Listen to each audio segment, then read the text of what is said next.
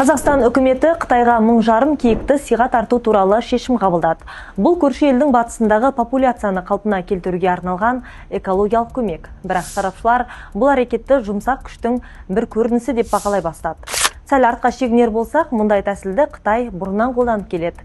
Мәселен, 1972 жылы ақш пен Жапонияға панда сыйлаған соң, бірқатар ірі саяси келісімдерге қол жеткізді.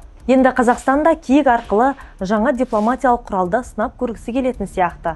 Киіктер тарту етіліп жатқан сәтте Ақордада Қытаймен 24 келісім жасалып, 209 миллион долларлық грант алынды. Бұл жай сәйкестік пе әлде дипломатия ма?